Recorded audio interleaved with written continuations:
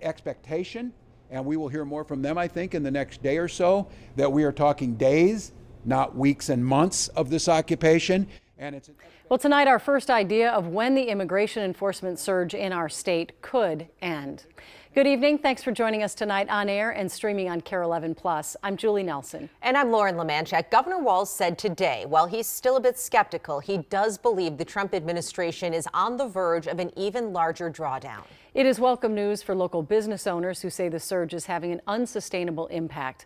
Lou Raguse leads us off tonight. Lou?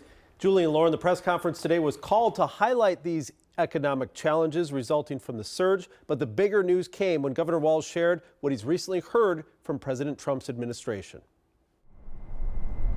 Well, good morning, everyone. While speaking on the negative economic impact of Operation Metro Surge, which is on display at the empty Malcolm Yards in Minneapolis, Governor Tim Walz was optimistic the immigration action will end soon. It would be my hope that Mr. Homan goes out before Friday and announces that this thing is done. And they're bringing her down, and they're bringing her down in days. Walz says he spoke with President Trump's border czar Tom Homan on Monday and Chief of Staff Susie Wiles this morning, and that they gave him the impression that this week they will claim victory and end the surge of ICE and Border Patrol agents in Minnesota. This is a loss for everybody involved of what's happened here. With that being said, they've got to believe they accomplished what they were going to accomplish. It's my understanding they think they did.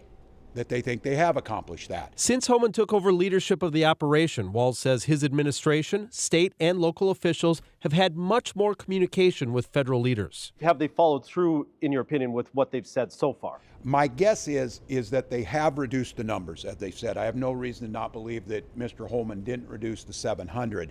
But all of you picked up very quickly. That still leaves 2,300 people on the streets. The governor expects those numbers will return to the pre-surge totals of about 150 federal agents in Minnesota, and that moving forward, the feds will cooperate with state authorities on the investigations into shootings carried out by federal agents. You guys get out of here. You guys get out of here. Walz says he expects agents still here will go home next week at the end of their 30-day rotations, this time without being replaced by new agents. I'm skeptical, but in this case, I'm more hopeful than I've been that they're going to wind this thing down.